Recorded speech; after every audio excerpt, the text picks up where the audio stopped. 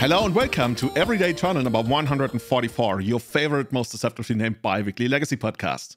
Today's show is brought to you by our brand new patrons Inkwelder and Christian. If you want to support the running of the show directly, you can support us on patreon.com/everydayeternal. Guys, so good to see you back. How has Easter been? Did the Easter Bunny actually do you guys do Easter Bunny in the UK? Or yeah. like I know in France, for example, the bells bring like the presents on Easter. I haven't done Easter bunny rabbit hunting for a long time since being a kid, but it's very much a thing for like the small kids and stuff, which probably would include me actually. But Easter's really big here, and I kind of forget how big it is. So I obviously welcomed a 4-day weekend, so we had Friday off and today off, and for me it's just like an extra couple of days off work to chill out and stuff. So today I've done nothing but go for a walk. Yeah, like when I was at work last week, every single person was signing off their emails on Thursday saying, have a great Easter weekend and stuff. So it is a pretty big holiday here.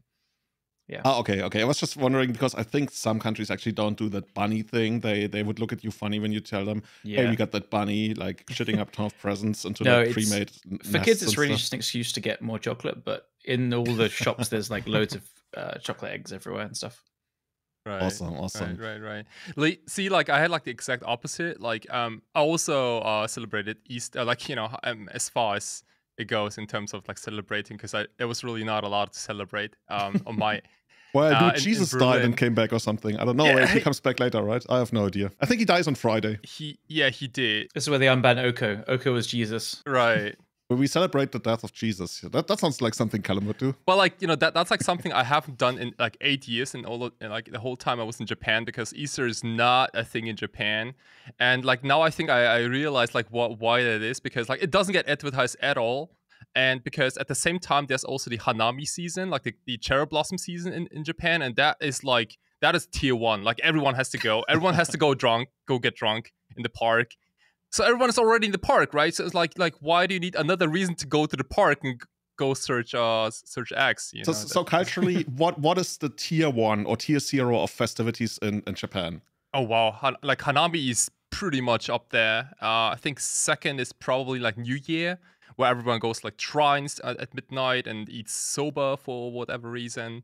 That sort of that sort of stuff. But like you already don't have enough holidays in Japan to begin with, but the few ones are pretty ridiculous, because like especially like in the Hanami season, like every single person gets like drunk as hell. So it is it's a good time. Like it happens really fast, because like all the hardcore people start at like 9 in the morning maybe, or 10. Holy shit. And it doesn't take very long to get Japanese drunk, you know, like it happens like starting that early as well is nuts. Yeah, dude. So culturally, is there any resemblance of something like Christmas? Because I'm asking, because I was surprised how much China was celebrating Christmas, or like preparing to celebrate Christmas when I was there, because like the country isn't Christian. And the same for Japan, even though I think that it's somewhat more Christian than China, like, but still. Well, like Christian are about, I think 2 or 3% of the country are Christians. Like what Christmas is in Japan is basically you go to Kedak for a chicken and you get a bucket of chicken, that's it, and you eat it with your. It's a KFC. It is literally true. It is literally like KFC does like the mate like the, I don't know, 200% of their like year income sale, whatever, just in December. That's an interesting way to do it. We make 200% of our revenue in a single month. Like, teach me your ways. I've never been a math person, by the way. It checks out to me. I understand it, but it sounds good. Awesome. And you have to like pre-order, right? Like a month in advance you better start in October or November, like right after Halloween, because you know might be late after that. Awesome. But yeah, Easter was interesting, really, because like I've yet to understand what it is all about. Well, what are you going to be all about? Because I heard that you are making very big plans for the future of Servatarix. Yeah, maybe you guys have seen, or maybe not have seen it, because but I have stopped streaming for more than a month at this point, because like I'm taking the whole March and April to completely revamp my homepage and how I want to do content in the future, because as you know, like social media and like YouTube and Twitch, like it happens so fast, and like there are so many new changes, and how people do content and stream and blah blah blah, and I want to it is basically like the maintenance period for, you know, for me like as someone who wants to do like the best I can do. And I also want to be like up to date. And I started streaming about 2 years ago, and I kind of want to, you know, add something to it that's a little more like 2023. And with that, with that, I also thought about like, you know, adding more merch or like more items Magic players might be interested in buying, except tokens, because a lot of people already know about tokens. So there was like this recent idea of adding stickers, and I'm not talking about those like guacamole whatever goblin stickers. Like I'm talking like stickers. Actually, you could make some like custom Savitarix stickers for the sticker cards. Oh gosh, that'd be pretty cool. Dude, and then you have to print them on that thing that allows you to like rip them off and reapply them. No one actually does that though, so you could just do like some cool designs for them, like guacamole. I mean, you could also just like make them like small tokens that you literally put on top of the card. You don't glue them to the card. I mean, it gets awkward once the card goes to the graveyard, but yeah, you can make it work. Like I guess you could put it in the sleeve. But yeah, see, Callum is figured it out. Business development 101. Here we go. There we go. Okay. Yeah, I mean, the stickers I was thinking about were pretty much like Magic card size, so you could put them on a deck box, or you can put them on like on a divider maybe, like a deck divider, or on your wallet. I don't know. I don't care. Like, you know, there are like a lot of different things you can put stickers on. And another thing I have yet to like announce is maybe also I got someone who has a 3D printer. And I was like what are useful items for Magic the Gathering players that could be like 3D printed? And like the first thing that kind of crossed my mind were like two things basically. The first one was deck dividers, but a little thicker maybe, and with some design, because I know that everyone has those like super lame Ultimate Guard, boring ass one color deck dividers, and I thought they could, you know, if you can spice them up a little bit, that could be something interesting. I've got an idea for that. Yeah, and maybe like the second was like something that reminds you of like an upkeep trigger, because everyone puts like a 6-sided dice on top of the library, and I don't know who came up with that idea, but I think it looks terrible, and I kind of want to. That's a cool idea. Come up with something that you could put on your library instead. A little figure holding a sign saying "Remember your upkeep." Oh, like a small goblin, like carrying a sign. Yeah. No, I goblin with a sign. Callum just wants to sell me like some Warhammer figure. That's it. You know what? It's actually perfect though. I was just going to say you could make a little initiative token as well. Like whoever has the initiative has the token. Oh, I could dig that. Yeah. Yeah, like the people who use like, I don't know, some figurines to move around on the big copy of the Undercity, make it look like a board game. Maybe you should get some dice and a tape measure as well. And you know, you're gonna take, I don't know, if you play Doomsday, you're gonna have your Oracle figure or whatever you use. It's gonna be pretty cool. Actually, I mean, that aside, making some little figures of like iconic cards is pretty cool. Yeah, that's certainly no copyright infringement there, right? Absolutely not. No. Like what? Like watch me turn Magic the Gathering into a board game. You like fair use. Well, yeah, but those are like, you know, like the things that I've been like on my to-do list for the past couple of weeks, and it will all be ready hopefully at the end of April is at least what I'm aiming for. Very cool. Super stoked about all this, and can't wait to stream again and make more content. Dude, I love that sticker that I've already seen of yours. I was about to say, are these? We've got some stickers in the show notes. Are these announced already? Not yet. No, well, actually, I posted them on Twitter just really quick, just to see like what the reactions are, and like the one on the left, on the right, that's actually an alteration. I think a sketch I did for someone, like as a goblin token for Fable of the Mirror Breaker, and I used that as part of a meme. Tell us more about the concept. I mean, like I've never used my art as a meme, but I thought, you know, might as well like give it a shot. So like it, like, you know, at a tournament, like you always go like, you know, oh dude, what's your record, right, between the rounds, and then no matter what, you know, explaining the joke rarely ever like makes it better. Okay, good. I'm gonna keep my mouth shut. Can you design me like a little token or like a 3D printed thing saying, please don't tell me your record, I don't need to know your story from your last game? Oh, I like that too. Yeah, like a mute button or something. Yeah. It's like, Well, that's not as funny though. Something like that. I really like your Mulligan one though. That's cool. There's a Mulligan one. But I love that like one. the Japanese characters. Right. But what does it actually say? Marigang. Mulligan? Marigang is Mulligan. Really? How many more years until the Japanese language has been completely taken over by basically, what are they called? When you basically phonetically translate English words into English and into Japanese. Is that katakana? Yeah, it's katakana, yeah. Katakana. Just give it 40, at least 40. Like the more stuff that gets invented, the more katakana take over, I would guess. Oh, yeah. Also, katakana is like considered the cool language in Japan already. Yeah, it is. It's easy. It's international. Like, people love it. Makes me wonder whether it's actually easier for people in Japan to learn English then. It should be, but, you know. Well, what's email? What's email in Japanese? And I'm not going to bother you with more. Meru. Oh, okay. You cut the E, yeah. Awesome. So you're saying by the end of April, you're going to probably be announcing all of your basically project, I don't know, Savatarix 2.0 or something, revamped Savatarix. Pretty much. That's my goal. I hope I can make it work. I'm like about like figuring out like what's the best place to print playmats, what's the best place to get something like 3D printed, what are other items that no one has even thought about that could be useful for Magic the Gathering, stuff like that. It's bumper stickers for your car, stickers for your I think that's really cool. I think accessories is like, especially for like eternal focus things, is an area to tap into. Like, I think these sound cool. Like, I want to get some stickers now. Yeah, you know what I like? Yeah. I like that you don't make it like just Savatarix focused, because I think that wears out at some point.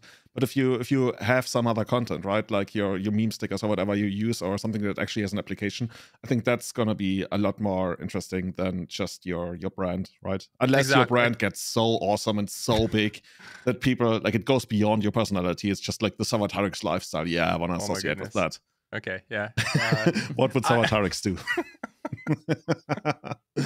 Cool. Yeah. Cool. What about you guys? What happened in the? Callum, what have you been up to, dude? And also, I have a lot of questions, but you go first. A lot of questions. Okay. I've been pretty good. Work has been pretty crazy the last few weeks. We've just had like a major upgrade on our back end, which is really boring, but it's taken about 18 months, and we just launched like a new back end and a new website last week, and it was like nothing properly works, and we're all trying to work out as we go along. So it was a lot of working late and working hard and getting there early and stuff. So that's been taking up my time. But we had LLM yesterday, which is always fun. This is the first one at a new venue, which I think is cool so far. A little bit of problems to start off, but it's not too bad. We had a really cool top 8. I'm just going to shout it out quickly because it's very varied and very fun, and actually pretty representative of Legacy. So there's only 29 players because it was Easter Sunday weekend. I think a lot of people have kids and they were busy with that, or they went on holiday with family. But we had first place was Jacob Crook with 8 cast. Second place was Tom Durans with Cephalo Breakfast. Third was Chris Grumsey with Reanimator. Fourth was Stanley Franks with Shadow. Fifth was James Bailey with Mono Black Helm. Sixth was Yatka with White Red Initiative. Seventh was myself with Red Black Painter. It was definitely a rigged tournament. What a fraud. Yeah. And 8th was Arta with Jeskai Staff Control with humilities and stuff. So yeah, pretty cool. 8 cast, Cephalo Breakfast, Reanimator, Shadow, Mono Black Helm, Initiative, Painter, and Control. That's pretty varied and pretty cool, right? I think you have yet to mention Delver, but what's Delver? What? No, what? It's a rare sighting. This is April 2023. We don't talk about bad cards now. Okay, so, dude, Callum, I have one big question. Yeah. How come you started hosting your tournaments in this strip club? It's not a strip club. It's a cabaret bar. I mean, it's okay. Is that what they sound like, a thing or something?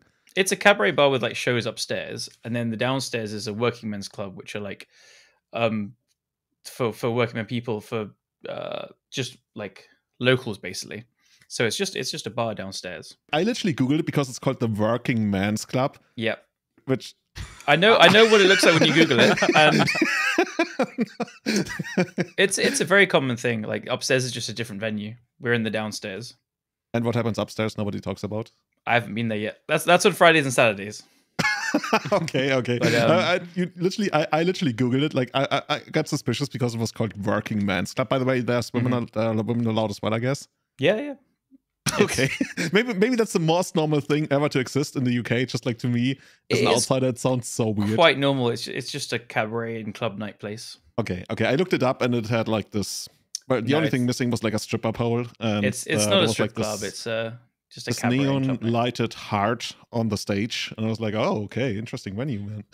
I think you've just not heard of cabaret clubs. I have, but it didn't say that. So just like said, Bethnal Green, Working Men's Club. No, we're in the downstairs, which is like, it's pretty old, the place. So it's very much like, if you imagine like a nerd den, it is 100% a nerd den. Like we play Warhammer there every Wednesday as well. They do nights there, and this is the first time they're having a Magic tournament there. So they've let me in. I've asked if I can use it and stuff. And you switched there permanently? Not 100% yet. So basically, there's pros and cons to this place and the last place. The last place is a much nicer place. It's run by a friend, Nick, and stuff. And he was getting too busy on Saturdays, so he asked me to move it to Sundays. And I don't really want to do Sundays because I like to finish, like, I finish up I've got to always be there until the very end of the top 8 and stuff. So finishing on Sundays, sometimes at like 9 p.m. and then getting home and then get ready to go to work. I didn't like that in the past. So I said no. I was looking for a new venue. And then this one could only do Sundays as well, but it's like twice the size. And the last place, it's lovely, but it's quite small. So we're always reaching the limit, and it's very crowded. And I was getting a bit exhausted from being small and stressed with it as well. So trying this new place. It's, as I said, it's an older building. It's not as nice and stuff. They don't serve food there, but it's next to a high street. So there's pros and cons to both. I don't really want to do Sundays for either, but finding venues in London for cheap is very, very, very hard. Yeah. So I'm juggling some things now. Outgrowing your venue is a nice problem to have, I guess. That's the other thing. So the one before, like, fit 44 people, I think was the kind of limit I always put it at. It could like squeeze a couple more in if we really wanted. This one can do 60 to 70. Which is a really nice big jump. And we were pretty close to, like, we meet the 44 quite often, and then a wait list comes, and then it dwindles off. And we usually have around just under 44 because people on the wait list, make other plans as you would. And then a few people drop on the day. Whereas if I can just release 60 or 70 tickets, like everyone will be able to come. And I think they will get busier and stuff. And we're going to do an ELM qualifier there in a couple of months as well. So I just wanted more space for that. But I don't know. It's also 30 seconds from my house, which is nice. At the beginning, I was feeling like a little bit, feeling a little bit bad about it because I was like, okay, well, this is selfish. But actually, it was completely by coincidence. And if I'm running things every month and it's on Sundays, I kind of like being able to get home quickly. So no, if anyone listening who attends them, it's going to be there for a while. I want to see how it fleshes out in a few months. But it's kind of open now to seeing where we go with it. Yeah, cool. Yeah, I played in our local tournament as well. I played in the etc. that we hosted for April. We also had a lower turnout. We think that's probably because there was this big tournament. And don't even get me started. I have no idea how it works. It's like Pro Tour, regional qualifier, and whatever it is. But there were about 1,000 people in Prague, in the Czech Republic. But we still managed to get, like, I think 29 or something. Like, usually we get like 50-ish. But so that was a pretty good turnout still. Did you see the DreamHack thing streaming this weekend in America? In San Diego, right? I can't remember where it was. Pretty sure it's San Diego, yeah. That was the equivalent of the European one in Prague, where, like, I could be wrong here, because I was watching both. The top 2 get World invites, and the top 16 got Pro Tour invites, and there was a lot of money on the line. So all the players in Prague, to play in the main thing, you had to win like a little qualifier, which is all over the place. But the thing that I'm still like not, this thing is still smaller than smaller than a Pro Tour, but bigger than a Pro Tour qualifier, right? Yes, and arguably harder than a GP. Like, it's probably equivalent to a GP Day 2. So every single person playing in the thing in Prague had qualified like a local qualifier. It's RCQ, I think, Regional Championship Qualifier. They're like the old PPTQs, I guess. But didn't they have like 1,000 people in Prague? Yeah. So every country is running lots of these RCQs. So a lot of people qualify for it. Okay, so it's one of those things, if you really want to qualify for, you probably can? Yes. Yeah, I think so. There is quite a lot around. And some, like, this is where some discrepancy comes in. Some local ones are like 15 people if you go to like the smaller towns and stuff. But the online ones have like 400 people. So, yeah. But no, just so, it's a pretty prestigious one. And the top 2 got World invites. It's pretty cool. Yeah, the World invite thing, that's pretty big. And have they changed Worlds to mean like the big, you know how in the past for most of the time of Magic's existence, Worlds was basically like the 5th Pro Tour, right? Yeah. Where you had like a couple hundred, maybe 1,000, I don't know, people, probably not 1,000. And then we had this Worlds that was only like 16 people. Yeah. And now Worlds is gonna be like, I guess, a couple hundred, or maybe less. No, actually now. I think it's always been smaller than that. But Worlds, yeah, we had like Worlds which was basically Pro Tour sized until like, I don't know, 2000 whatever. And then we got Worlds which was like 16 people. Cool. I have a feeling it's smaller now. I have a feeling it's more like 30 something, 32, 40 something. Okay. But I'm not sure. I'm guessing now. I can't remember. So anyway. Yeah. Sorry. Yeah. We played, etc. I got which place did I get? I think I got 4th. I don't really know how to count because we give prizes after Swiss, but then we also play for the invitational invite, and a lot of people are already qualified for the invitational, so they just like drop out and then everybody else plays. And I don't know what so I got 4th. I dropped out. Nice. Had a lot of fun. Played Black Red Painter. I think my only loss was to we called it right. Blue White Red Chess Guy Humility Staff Control. Even though he only played a single copy of Humility, so I guess I can't really call it that. But yeah, Humility, dude. You called it on the last episode. Humility just drags Painter, right? Yeah, I played against that deck in my in LLM yesterday, but I managed to just like get under the combo both times. Like get under Humility. But it's if a Humility hits the board and you don't have a Painter in play already, then you're screwed. Yeah, that's the difference, right? If you already have it in play and then you find the Grindstone Kill them, that works. But if you find a Painter later on, it's basically like dress down. Yeah.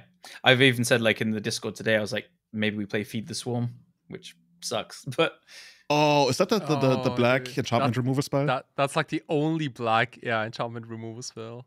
But we're playing black and red, the colors with the worst enchantment. Man, like Rector sucks, really. Like in that regard. Damn. I think I'd almost rather run something like Chaos Warp. I don't know. Chaos Warp, or just like Splash for a Wear Tear or Rip Apart. That's just like, what would that be? Chant? Oh, no. I will never be found playing a Chant deck. I mean, Rakdos is already hard. Like, Mardu would probably be the worst, but you never catch me playing a Chant deck. I technically played Jund Painter. I have a Haywire Might. Oh, yeah, I saw that. But that doesn't work against Humility as well. I love those Chaos Warp, though. Like, I've always had a sweet spot for Chaos Warp because it was like the 5th or 6th removal in like a deck called Next Level Threshold back in the day. It was like a slightly slower Canadian Threshold deck. I remember that. It had like a Snapcaster in it and like Nomad Enforcer? Actually that was right after that, I think. Okay. It was like, but basically like you cut all the little monkeys and then you add like Grim Lava monsters and like... Did you have Soul of Temptation? Or is that Next Level Blue? Yeah, no. Like the early versions, it had like a copy or two. Sweet. And like in those decks, like Rock was just, there was no Swords of Plowshares-ish card like right after Lightning Bolt. Chain Lightning was terrible. Yeah. And people still play Rushing River and stuff like that. I think like Chaos Warp just kind of made it fit because there were a lot of spell-based decks also back in the day where Chaos Warp was... It's pretty cool. Dead, yeah. Yeah, it's dead anyway, but you know. Julian, you're going to cast Chaos Warp on a Humility and they're going to put another one in off it. Well, ding. Or like a Caldra. They play like Brainstorm and Response. You're like, oh shit, here we go. yeah. So got 4th place in that, and I also got another top 8. Was it top 8 or top 4? I think it was actually a top 4. I don't remember. Was it? Yeah, it was a top 4 in the Sunday Legacy Challenge. So 3 challenges in a row. Holy shit! Well, not so much now, but yeah, for quite a while. For like the earlier half of the month, I did.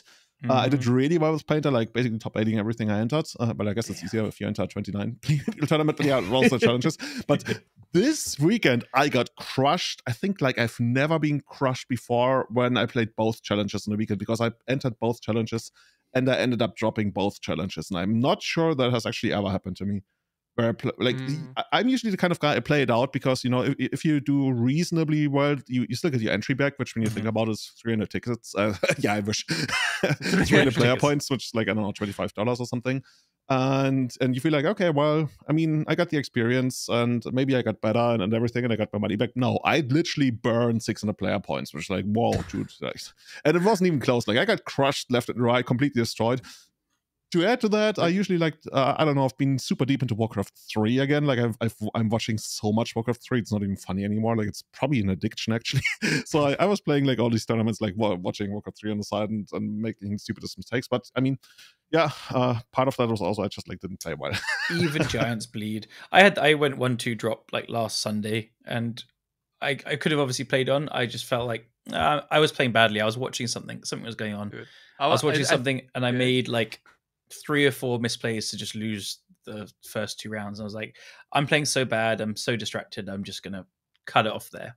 Like I was in the very same challenge, and I started 0-2, and I just, I had like nothing else to do anyway. Like, I was in the middle of like doing something on my PC, so I just kept going, and 0-2 into 5-2. Hell like yeah. Sometimes those things happen, and it felt really good, especially because like the 2 losses were against quote unquote good matchups. I played Doomsday, and I lost to like Naya Depths and like some Maverick deck, I think. Oh shit. And then I crushed Delva left and right, and I was like, dude, like what the hell am I doing? Like, the world is flipped on its head. Okay, so if you tell me you started 0-2 and you finished 5-2, that has like 17th place written all over it for me.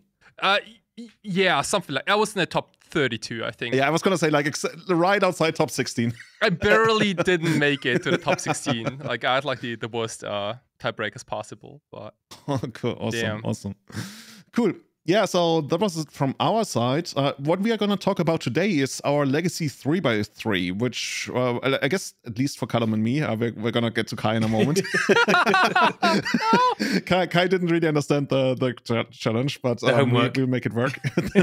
Well, like to explain, so we always have a little like chat, before we go on with the show. No, we have like an appointment and that never show up to, where we like for 2 hours discuss the schedule and the layout of the entire show, and that's what Callum and I do. I really gotta work on my English or my reading skills or whatever it is, because like I came up with like my top 9 decks of all time. And that was a lot of work, honestly. Like I actually feel bad for you. Yeah, since Legacy, really, and like we'll come back and talk about like history stuff, and you can use it. Yeah. In the past, like people really enjoyed history stuff, and I do as well, very much so. And we talked about this, right? We're gonna make this an episode in the future where we come up with like, I think if we do top 9 for every one of us, that's like 27 decks. That's maybe that's 27 podcasts. Yeah. Maybe there's some overlaps, but we could do something like top 3 decks of all times that we either like enjoyed or like, whatever you like wanna attribute to them, like most defining decks of their era, whatever. I think we can do something in the future. What we're doing today is we're going to talk about our Legacy 3x3, which basically means every one of us picks their 3 best aggro decks, their 3 best control decks, and their 3 best combo decks. And yes, I know midrange exists. You just slotted in there, right? Yeah. We're going to make it easy. Okay. But before that, I quickly want to go over 2 decks that actually jumped out to me because we had a couple of tournaments, right? As we usually do, the Showcase Challenge qualifier and a couple of challenges. And one deck I want to talk about comes to us from HankTheObese from, was it Texas? I think we got to meet Hank. His name is not, is it Hank? Lee. He's neither obese nor Hank. Like, no, it's all wrong. His name is Lee, and Hank was the name of his dog. Oh, is Hank obese? See, I got the intel. I got it. Hi, Hank. You can like answer all the security questions now. But by the way, what's your mother's maiden name? I always wondered. What's your where did you go to school? Yeah, your first school. Yeah, exactly. What was your first dog's name? Yeah. Oh, got that now. So how would you describe this deck? I would say this is basically Arena Rector combo inside a Helm of Obedience, Stouty White Walker Leyline deck. Yeah. So it's that was not a name. That was an explanation of what the deck does. True. These decks have been around forever, and they never really had proper names. And they have like very different iterations. Like, dude, it's Ors of Control. Like what? Like this is Control. Famous control deck with like Dark Ritual. Well, it has 1 Sudden Edict. Okay, that's such an ugly sentence. Ors of Control. It plays Kaya. Like it's like a 6 or 7 mana planeswalker, right? Yeah, Kaya is insane. Like, actually, I literally had to read up Kaya because I didn't know what she does, and I was like, oh, is this like the 3 mana Kaya, like Ghost something? No, this is Intangible Slayer, and Intangible Slayer basically does everything. I think for 0 it draws you 2 cards, and then you get to destroy something and make a copy of it for -. And for plus, like everybody loses 3 life and you gain 3 life, which is easily the best ability, right? That's how it works. Yeah. But yeah. This is. Do you want to like read through the deck list, because it's pretty out there. It's pretty different.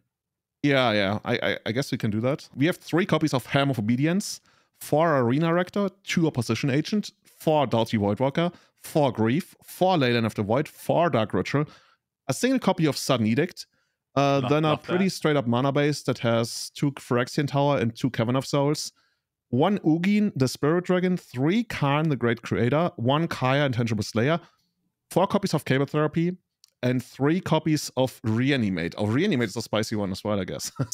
So, like, the combo that Lee has been pushing, which I think he played, or he played a bit of Shadow after, because he was friends with Joe Brennan, who came second at 4 Seasons with the Shadow list with like Griefs and then Reanimates, and he's just been like pushing Grief, Reanimate. It's like that's such a strong play pattern. So I think it was picked up from Shadow to like help fight initiative. So you like, you take their initiative creatures or the removal, and then you have this menace creature on board to help fight it. Initiative is still around in the metagame, but I think people are realizing that play pattern and that kind of combo synergy of cards is just very, very good anyway. Especially also when you play like your own discard spells, you have Cabal Therapy. You can sometimes take a creature and then reanimate that as well.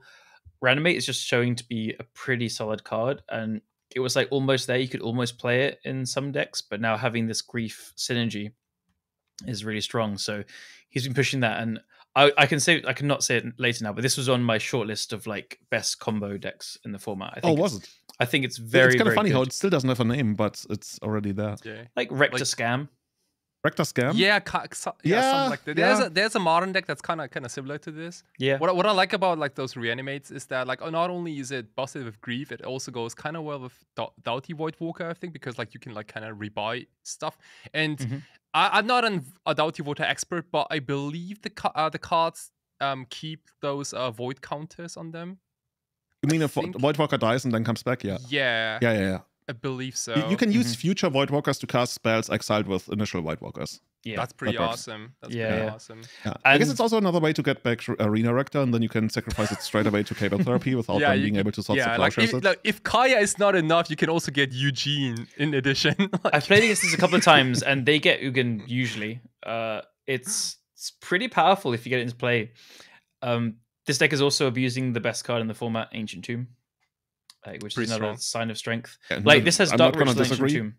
Not going to disagree. Sure. Like we talked about how people might actually start discussing banning Ancient Tomb in the future, and I've already seen the first instances of that happening. Right? I think I copied some messages to you that I received and that I saw on Twitter. I just want to put it out there. If we actually end up, I mean, now I'm creating the quote-unquote hype. No, I guess I shouldn't do that. It's like a self-fulfilling prophecy. Callum is already like scared, dude. Don't talk about this. Nah, dude. Not gonna worry about. Like we're gonna go over to like Crystal Vein or something. It's gonna be that's perfect. Maybe same, better card. Same thing. Crystal Vein kind of like it's a card that's sitting there on the side, and it looks back in like 2006, and it looks at City of Traders and Ancient Tomb, and it's like, guys, we used to hang. What happened? Like, when mud was dropped off, man. No. Sorry, we're too good for you now. Or rather, you've always been bad, but now it's not even like close. Dude, I feel sorry for Crystal Vein. That's like pretty cool art. It's cool art. It's just bad. Like a friend of mine, Ren, was playing Painter yesterday at LM.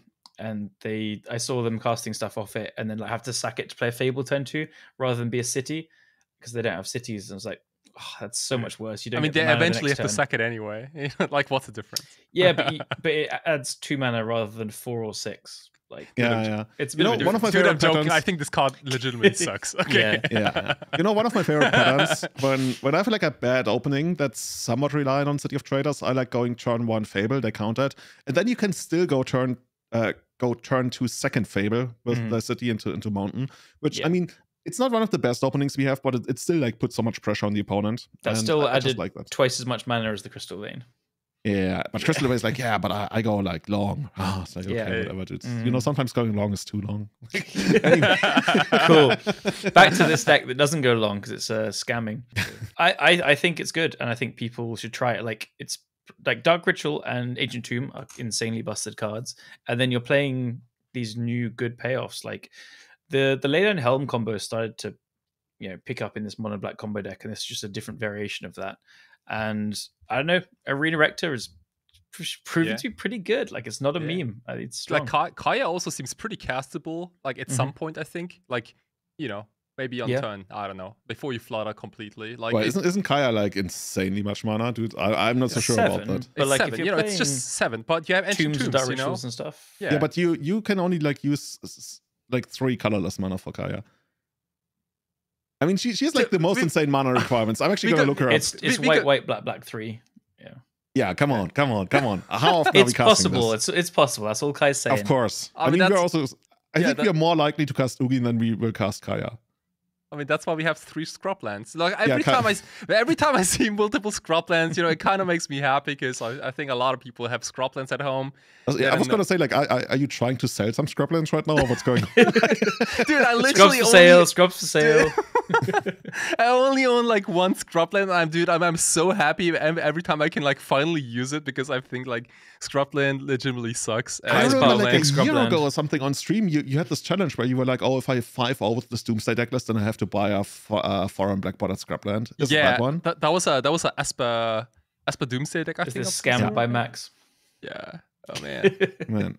Well, that was a good stream, but yeah, now I got it, and I've actually never used it in paper. Okay. It'll come. Maybe you'll play Esper Vial at some point. Oh yeah. And speaking of another Ancient Tomb deck, we have Killabee, who won the most recent Legacy Challenge this Sunday with what do we actually call Killabee's deck? It has been around for a while, right? The Riddler, is it that? The Riddler, yeah. Yeah. And Killabee made some additions to that. Like, the card that stood out to me the most was Vindictive Flamestoker, which is a Phyrexian wizard for a red, 1 and 2. When you cast a non-creature spell, put an oil counter on Vindictive Flamestoker, and then you can pay 6 and a red and sacrifice it. Draw 4 cards, just straight up. And this ability costs 1 less for each oil counter on it. So we basically, for every, I don't know, Mox Opal, Lion's Eye Diamond, but Heavy Mishra's Bauble, as you cycle through your deck, this card gets insanely cheap, and then for basically 2 red, you can draw 4 cards. I guess that's the whole idea behind it, right? Yeah, I mean, you only forgot that you have to discard your hand first before you draw anything. Oh yeah, you like this deck, you just like you put it all out there. I'm just gonna say this now. This is the hardest Legacy deck I've ever played in my life. I've tried it a little bit, like before he added Flamestoker.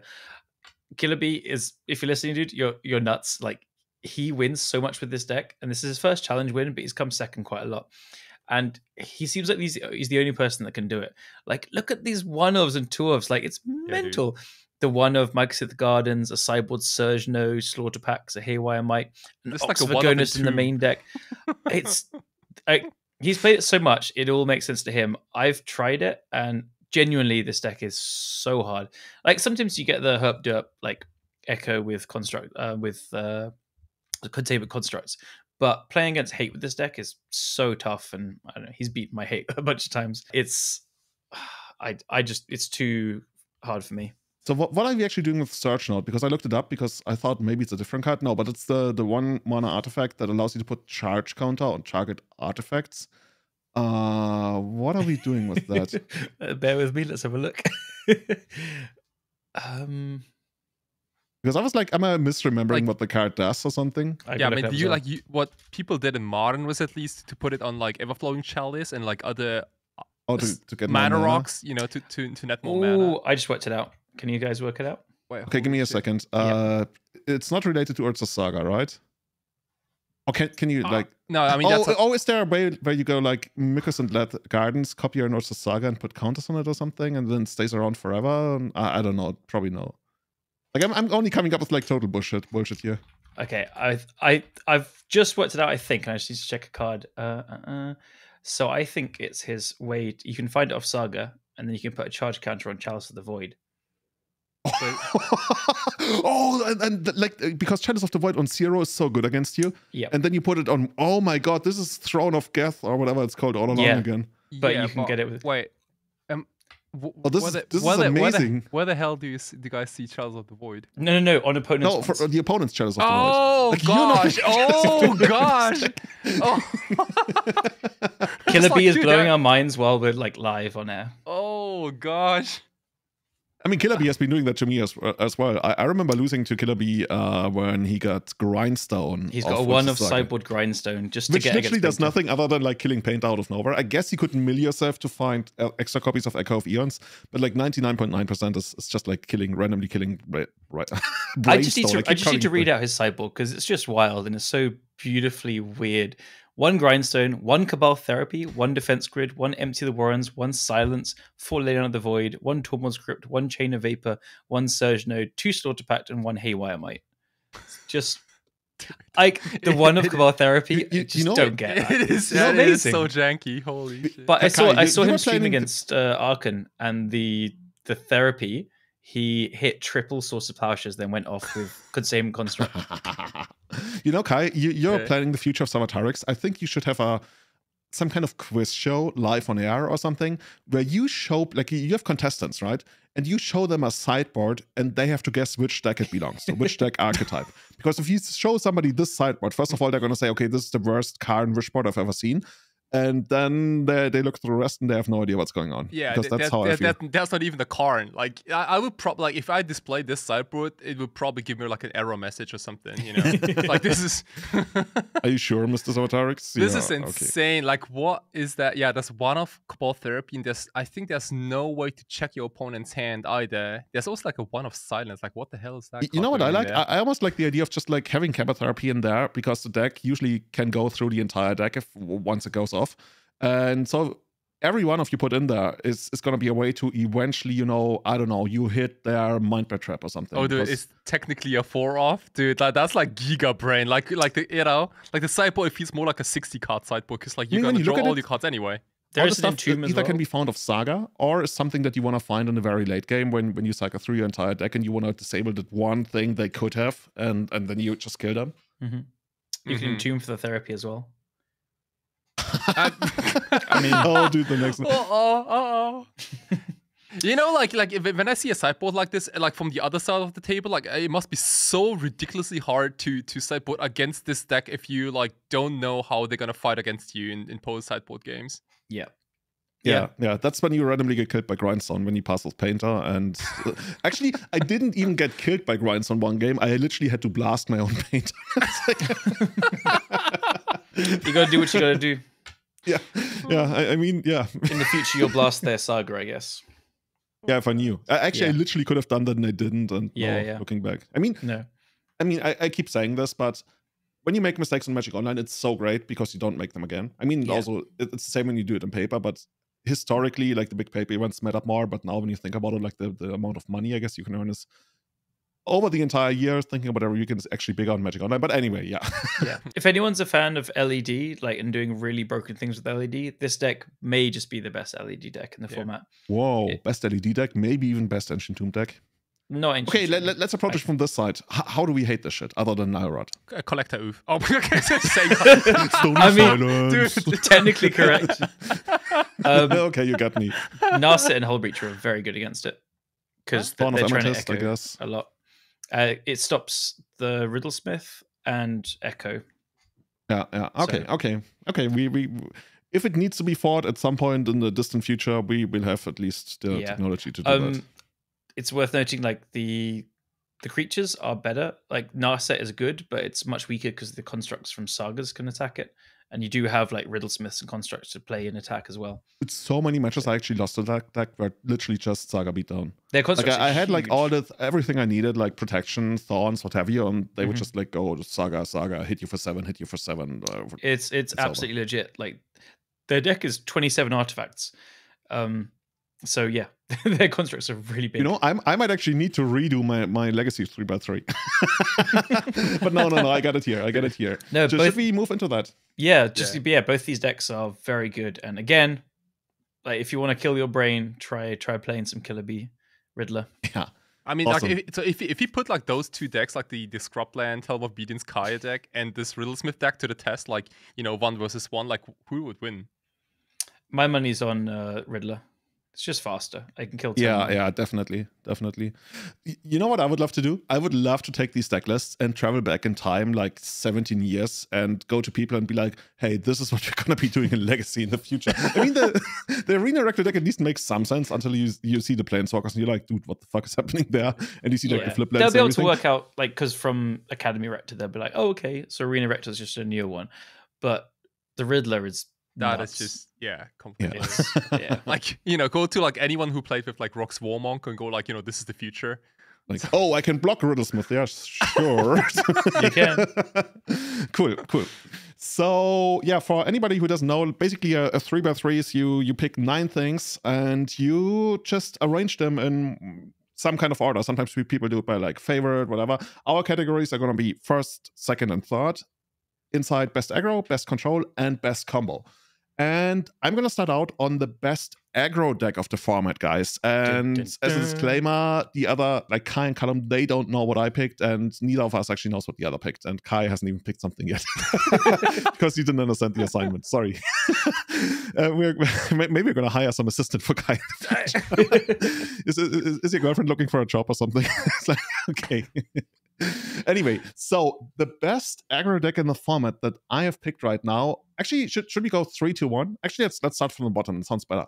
Okay. Number 3, and that's actually probably like the one surprise, and maybe I'm biased because I get completely, utterly destroyed by it lately, and that's actually... Sorry, I don't want to say it. Go on, what did you get destroyed by? The Rhino Cascade Crash deck. That deck's good. That deck is good. Oh. It's so aggressive. Like when you lost, insane, right? When you lost so recently, I was watching the other side stream from Arkan, and maybe I think you won that one. But I won once against Arkan, and I lost the other time against Arkan. Yeah. Okay. It's basically 3 spells are strong. So you're playing 3 mana, like get 8 or 10 power, and then you're backing up with Force of Will, Endurance, Fury, and you have Leyline Binding. It's pretty good. Good card. Like the mana is bad, but god damn, it has fast mana with 8 Spirit Guides as well. It's a really good choice, actually. I forgot about that deck. That's a good choice. Honestly, the one thing I don't understand about the deck is why it's playing like 1 or 2 copies of Uro all the time. If I was playing the deck, I would literally side that out all the time. Almost. I completely agree. Uro seems terrible. Yeah. Okay. Way too deadly. Yeah. I mean, it pitches to like a lot of things, but like again, that's not an Uro deck. The core kind of reminds me of the old Hypergenesis deck of some sort, even though this is not a combo deck by any means. But it had. Like back in the day, it had a lot of like those like weird comes into tap with like 2 counters type of lands. I don't even know how they're called. Yeah. And then you do something on turn 2 or turn 3. Vendilion clicks were also in there as our protection spells, I think. Yeah, I remember that. I want to see if this works with Natural Order as well, because Atrax is just good with all this free stuff you get. But how do you get cheap creatures into play first to sacrifice? Dried Arbor or Shardless Agent? Yeah, Shardless Agent, I guess, that works.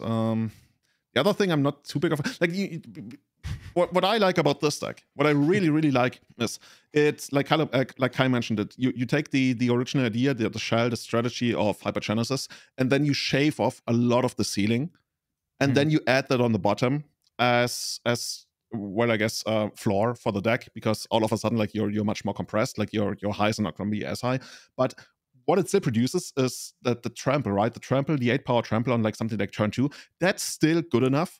And you don't need the super high-end stuff. I mean, you might still sometimes lose with that, but holy shit, the trample is so annoying. There were so many games where I felt like, oh, if these didn't have trample, I could easily steal this game by like jump blocking once or twice.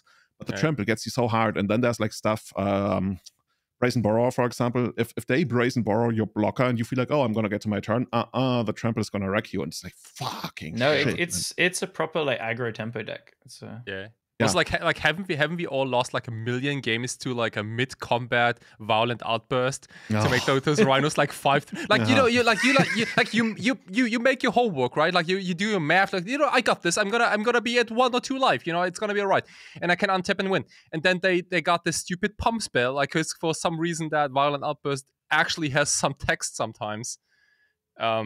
Yeah, it's ridiculous. Yeah, the pressure that deck put me under has been absolutely insane for me, and I'm respecting this deck so much more than I did before actually playing against it a couple of times. So to the point where I actually might want to play it. I just love like aggro control-ish. Well, there's not too much control elements, but the pitch spells, yeah. It also just works so well with like because your cascade spells are all rug colors, you get to play these like pitch elementals as well. Like Fury, Endurance are just very good as well. And like Endurance, you can totally cast in the deck. And then your 8 Spirit Guides are in red and green as well. So it all kind of ties together pretty nicely. Yeah, I've seen versions of the deck that also plays like Minskin Boo. I think that's pretty standard, right? Sure, yeah, you can do that. Yeah, it's just so aggressive. Yeah. That's like another 4/4 trample. You know, you can put on a battle. It's just like all the 4/4s. Throw some rhinos at people. God damn it. So yeah, like you guys mentioned, the one big Achilles heel for this deck is like the mana base. When you think about it, you have like triple blue spells, you have triple black spells. Everything is all over the place. I think you also have like triple green spells in Endurance. I guess you can like evoke that, but still double probably. You said triple black. I think did I say triple? No, I mean like double. Like everything is double. Yeah. Like you have so many double spells, and then I saw some people play like basic lands and even like splash white for something. Like, dude, like it plays white for Leyline Binding, which makes sense to me. But I think you just accept that your mana's bad, and you're going to put them under so much pressure that you hope that you get under their mana disruption. I think. Okay. Well, yeah.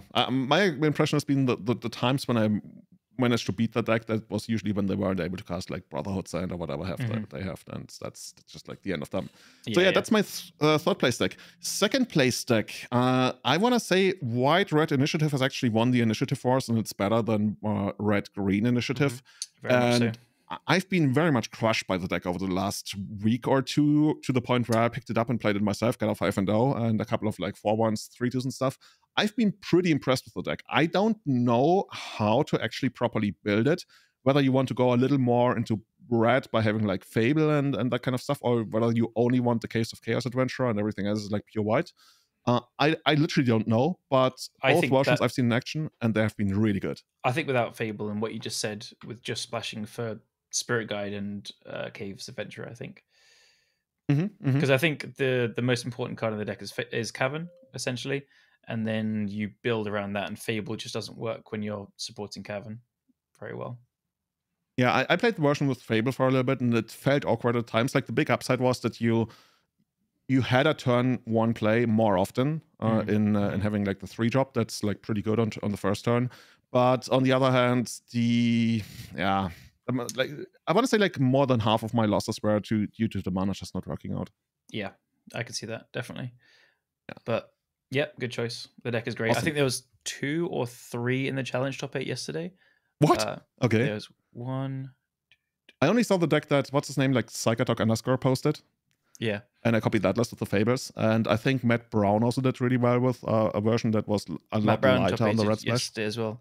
Yeah, so there was 2 in the top 8 plus a interesting mono white version. So there was a mono white version with Chancellor of the Annex, Thraben, and Esper Sentinels, and like even Timeless Dragon. But it has 4 Seasons Engineer, 4 Touch the Spirit Realm and stuff. But it's got sagas. It's a little bit different, but it's like mono white stuff. And then 2 red white initiative as well. So 12 Seasons Engineers in the challenge top 8 yesterday. Still good card, huh? Yeah, and strong. Awesome. Yeah. So, and for my number 1 aggro deck, it's actually been a while since this deck has been relevant in Legacy. It's Murphy. No. Thank you. Praise the Lord. It's actually Rock Diver. It's Rock Diver. It's not Blue-Red Diver. It's literally Rock Diver, Tarmogoyfs. I think there's no card that has come back harder than Tarmogoyf. I mean, makes sense because the card has basically been absent for a couple of years now. And I see it everywhere, and it constantly causes me so much headache. When I'm playing the initiative deck and all of a sudden the Tarmogoyf is just like bigger than anything I have. When I'm playing Painter and all of a sudden I can't blast. Like, Callum, you know that, right? It's so good against Painter. Bring your creature on against me. And you're like, okay, I can either Fury your creature or I can blast your creature. Like for Delver, those used to be true for like a year or something. Yeah. Like you can always Fury or blast that shit.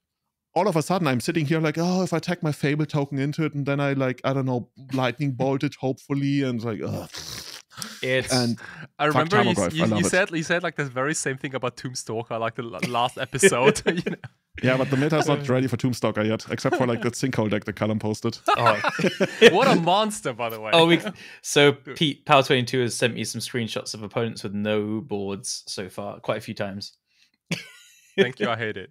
Yeah. Oh, we can talk about it afterwards. So yeah, that's my top 3 for aggro. So now moving over to control, for my best control, like it was by far the hardest because everybody knows I love control and legacy is like best deck attack, whatever. So in third place, I got Jeskai Staff because that deck has actually impressed me more than a lot of other decks in the past. And I think it's good, especially, I mean, it's pretty easy. We talked about it in the past. It's a draw engine that's not very mana intensive because you can spread it out over many turns. It gives you somewhat gives you an inevitability. You don't really need a lot of things to make it work. And most importantly, you can play around Pyroblast with it. I mean, you don't need to actively play around. It's just like can't be hit by Pyroblast. And yeah, I'm a pretty big fan of that. Wondering, actually, does stuff actually also get around Narset? I never thought about that. Yeah, if you do it on their turn. Yeah, you activate it on that, but it doesn't work against Hull Breacher, right? No, it doesn't. Hull Breacher is like only your draw step. That's what that's a real police. Yeah, Narset is one per turn. That deck's also known to play like a single copy of Humility, which is really good. I mean, against Initiative, it's kind of hard to make it work, but once you do, I guess you can make it work. I think they're playing 2 Humility as well. It's are they up to 2 now? Oh shit, I think man. so. I'm not like they're changing a bit, but who I played against yesterday in LLM, they had 2 main decks. Powers that be. Yeah. So yeah, that's my third place deck. Second place deck, I guess it's kind of the same, and I hate including it, but I mean it has put up results and it seems really good right now. At least it seems really good right now. I don't want to say it's really good, but I have to give credit. Don't say the Narset days I'm doing Jeskai pile. Well, that's what it says in my notes here. Oh, how is that a control deck, dude? This is literally like this deck is playing like I don't know 2 copies of Supreme Verdict and Alder. That's very much a control deck. Oh, no. Okay. You know what? I think I got you. For a second, I thought you meant like the Ancient Tomb Congrade Creator type of Echo of Aeon stack, you know. This is who like Juju. That is like Angelo Cade type of like, you know, I got, you know, like a 30% of my deck are like 3 drops kind of deck. Yeah. Basically, what I think Jujubee in 2000 something won the Legacy Showcase qualifier with. Yeah. And yeah, that deck. You know what I really like about that deck? Because the problem that deck has, or decks like that they can go days on doing what have you, but then they might still be in a lot of trouble, and they might be like, okay, now I have all these cards, but I still need like so much time to actually catch up with what's going on. They play, I want to say like 2 copies of Supreme Verdict, and that deck desperately needs Supreme Verdict because they probably can't keep up with everything the opponent is doing, especially if it's like Initiative or something. And I like that deck knows what it's like. It's not like random Terminus or like, oh, I have Snapcaster Mage for Sword Suppression. It's like, no, you know, I'm going to do my thing. And then once I get to do it, I'm just going to Supreme Verdict the board. And then you're never going to come back from there. I like the idea of having like the thing where you reset everything and you put the opponent into a spot where they can like not come back at any reasonable percentage of games. I mean, like, you know, if you take it like all the way back, like to Countertop Miracles, there was like something similar to it where you first get Countertop Counterbalance and top assembled, and meanwhile your opponent has like already a few Tarmogoyfs and Nimblemongis and whatnot on the field, and then you eventually find the Terminus right after that, and then they have absolutely no way to come back and to the game, you know, because like, you know, Countertop was essentially Days Undoing plus Norris because your opponent's never gonna recover from that. Yeah. You know, similar, very, very similar in that regard. I mean, not as good as the old Miracles, but yeah, if you paint it like that, very much so. I can't believe we're saying Jeskai Control is good on this podcast. No. Like, you know, dude, like what I'm saying here is like you have to resolve a 3-drop, another 3-drop, and then a 4-drop, which can't get countered, but that's a lot of work. Yeah, and 2 of those 3-drops can be Pyroblast. I mean, in the end, it still was a hard time for me actually like putting together all of those. Like I had 4-color Anorak, Greed, Bullshit Pile, whatever in there. But yeah, I would rather appreciate that on the list. I was gonna put that in there, but I don't know. Like, has that deck really done all that much? Like it feels like since forever that deck has been really like. No, I think you made it really easy for Callum and I to disagree with you. So yeah, I mean, I like it. I don't disagree. This was by far the hardest category. In one way, it was the easiest because the number 1 deck was by far the easiest for me to pick, and I guess we can argue over whether it's a control deck or not, and that's 8-cast. It's my number 1 control deck as well. I have to share it. I was ready to be like, is this contentious as well? But I agree. Yeah. This actually has a case for being the best, or at least the best performing deck right now, and it's so good. I think it is the best deck in the format currently. Yeah, very much so. And I wonder whether it's going to come up as something that people hate even more. Like we've already seen like a lot of meltdowns and other stuff in response to Painter being good. Meltdown is good here as well, but the deck is very much ready for meltdown, right? They have their strategy where they try to counter the meltdown, or even like put you in a spot where they just like too many cards and it's not might not even be good against you. I mean, good, but not in the sense that it wins you the game a couple of turns later.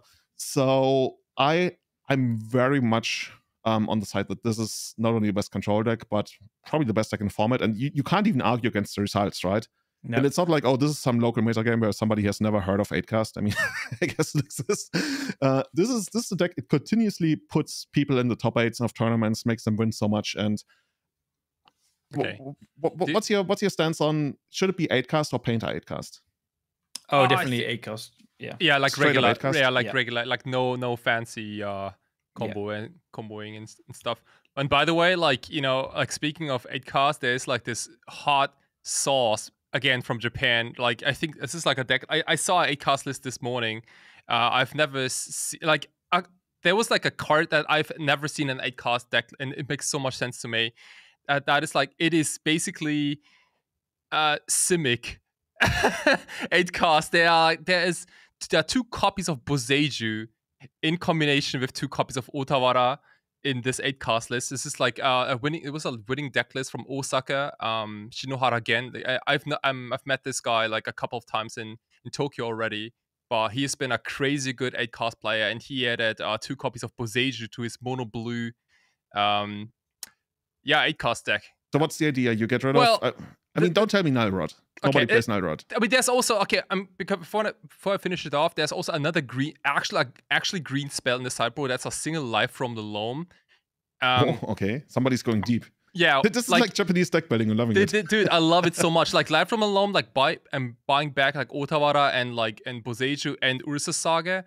But like the main idea is to just combat the mirror and Painter, of course, with Boseijus, and like, you know, get just destroying opposing sagas, because I think like in the mirror game, like a lot of games just come down to sagas. I think saga supremacy, and like buying it back with Life from Loam, like, dude, I love it. That's my jam.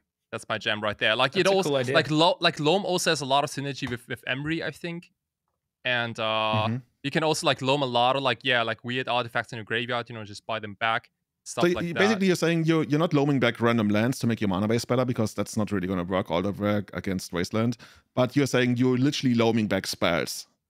Pretty much, yeah. Like if you want to count Saga as a spell too, like, I mean, the card is broken. It kind of is. Yeah. I love it. Like, and also like how little the splash is. Like like, you know, there's only 2 Boseijus. You can play them as lands if you want to. The Loam you don't have to cast at all if you don't want to. So it's technically still a mono blue deck though, but I love like I'm thinking of the outside of the box kind of thing. So how do we get green? I guess Mox Opal, Lotus Petal, and then we can find green sources of Saga. Yeah, it's quite a lot. It's almost like free for a tiny splash. It's very clever.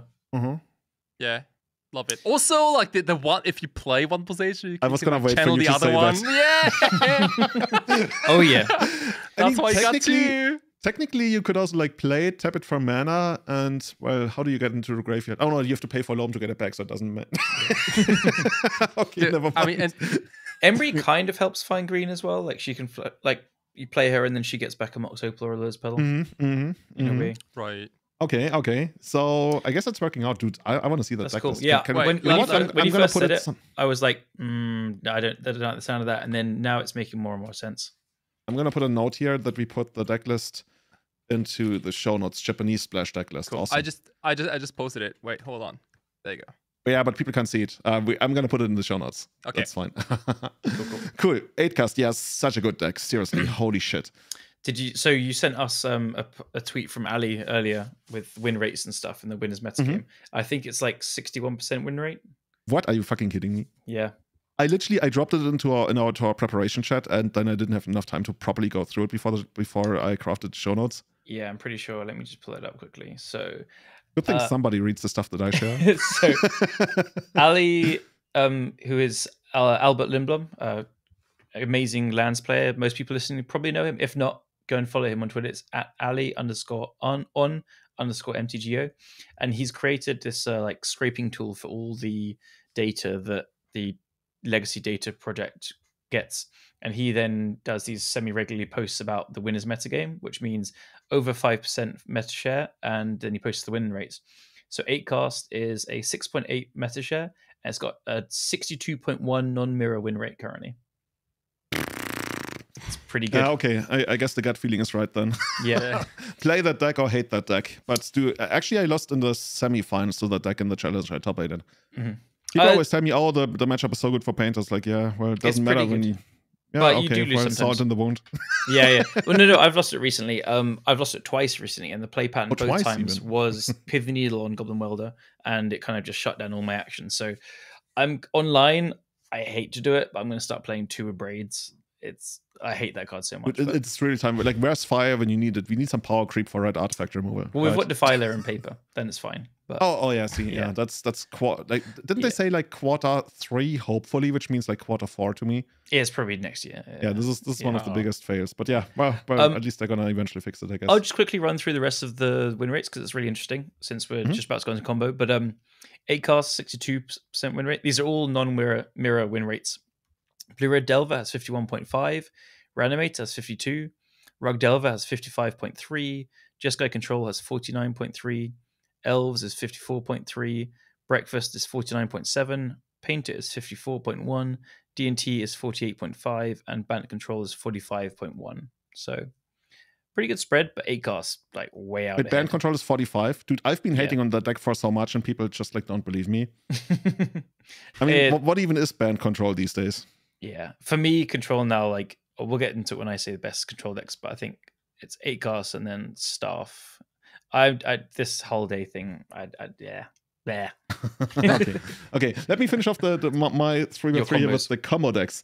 So in the third place, dude, it's so hard for me to pick the third place because I wanted to name Doomsday, but I couldn't really do it. Thank you. Okay, so in third place, I actually have Fs. And that's a legit choice, yeah. Yeah. If people ask which kind of elves, I think it doesn't really matter all that much whether you play with Nettle Sentinel or without it, as long as you still play like the normal combo version with like, I guess I've talked about this quite a lot. I don't really distinguish in elves between like, oh, this is Reclaimer elves, this is Nettle elves. I've even played versions where I play both or different variations. Sometimes I cut Quirion Ranger down and stuff. As long as it's still like that combo deck and you don't go super out there. For example, Aaron Relentless recently won, I think, a challenge playing a combo version of elves with just like a Reclaimer, which is basically what I consider elves right now. And that's what I'm talking about. And I think that deck is really good. I looked through all the mass removal that people are playing. Thankfully, there's not too much Plague Engineer right now because there's, first of all, not a lot of people playing black, and also against the rest of the meta, Plague Engineer isn't that exciting right now.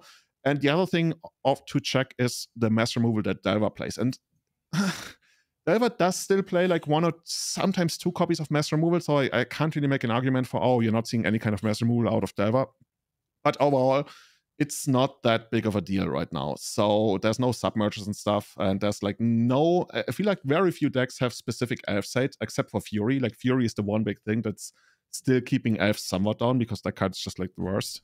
I never want to play against, even though like if you play like, I don't know, like Reclaimer, it's a little bit easier to play around that. But overall, we see elves doing really well. I see a metagame that is okay for elves. There's like very few combo decks that really like completely destroy it, where you feel like, oh, if I don't craft my sideboard accordingly, I have absolutely no chance. And that's why I want to put elves in third place. Reasonable deck. Okay. I've got some arguments against it, but I'll wait till my okay, cool. Second place is my most boring pick. That's just like Breakfast. Breakfast is just like an all-around solid deck. I almost didn't want to include it because I felt like, dude, it's just like fucking solid, which is so weird because historically, like, Breakfast was always a wonky, weird combo deck, but now there has been so much work put. Like, I remember when Breakfast was basically like a 5-color deck, and there's been so much work put into Breakfast. Yeah. Yeah. And that's where we are right now with Breakfast. And I have to concede that I think the version playing Stoneforge is actually better than the version not playing Stoneforge, even though I'm a Stoneforge hater. But I've seen Stoneforge doing really well in that deck. And that's my second place deck. And the first place deck, dude, I have so many. I included this one even though I didn't want to include it. Like I didn't even have it in my top 3 at first, but then I thought about it and was like, dude, I cannot not include Black Red Reanimator right now. And it's weird because we've been talking about it for like a month or two, that this is just a fad and it's going to go away and people just need to hate it more. On the other hand, I feel like we're already hating it quite a bit and it still keeps putting up numbers. And if I have to really think long term, I still believe this is going to die down again. But I also recognize that I've been saying this for a month now and it still keeps like putting 2 copies into every top 8.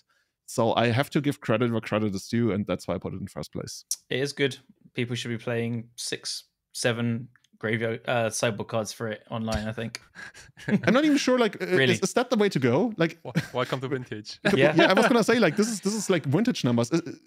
At that point, I'm almost like starting wondering, should we just like base our deck selection on the existence of Black Red Reanimate in the first place? Nah, And you know, I think you're completely like misevaluating the stack, because like we sideboard all the graveyard hate. We think that's probably enough, and then we usually lose to like Hardcast Grief and Doughty Voidwalker, like those kind of creatures, right? I've been there. Like and that's like a strong plan B. They haven't had hexes like in years. I think like a solid plan B, and like I'm not even talking about that show and tell stuff, because like I don't even think that show and tell is a good plan B strategy, because it gets countered so easily. Even though people don't technically don't side in blasts, you know, so like it's not whatever. But anyway, like those creatures are like, yeah, I think it's kind of like the scam approach, right? Like where you just double grief your opponent turn 1, and then you have a 3/2, and then they have a fistful of I don't know, like fairy macabres in their hands and whatnot. Yeah. And they That's basically.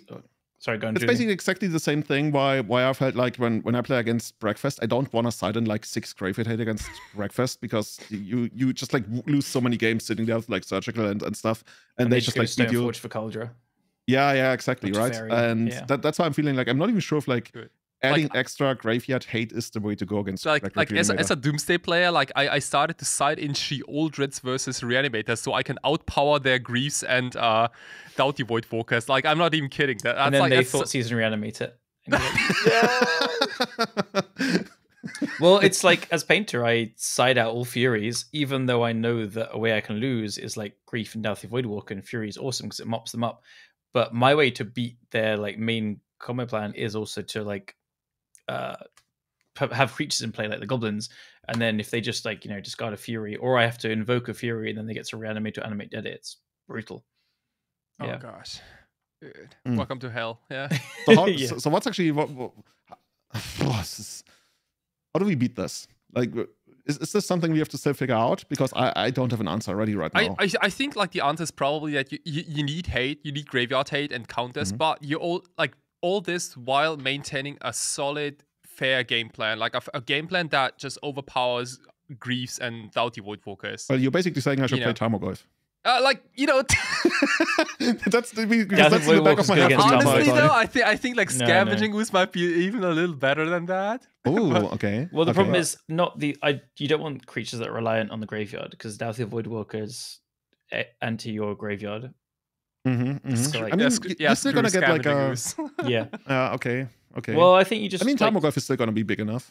Also, Source of Plowshares is just like good against their Archons and stuff. Like Source is good against Reanimator. I know Grizzlebrand control loads of cards. I mean, that's some good advice, right? Because like I think Source is just good. like the initial reaction is to always cut removal and bring in graveyard hate, because like, you know, why would you like want to bring in removal versus a Grizzlebrand deck? But you know, thing is like they also have a lot of like Archons and other things you can easily plow.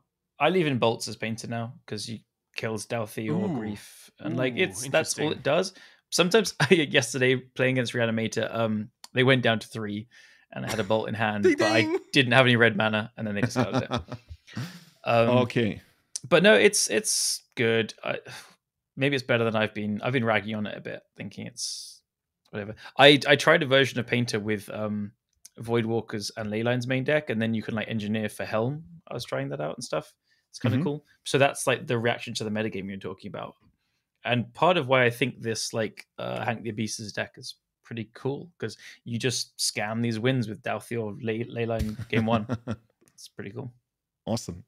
So yeah, that's my legacy 3x3. Callum, why don't you give us your data? Well, where did you arrive at? All right, so we've got some similarities. I'll do the same thing as you. So let's start with best aggro number 3.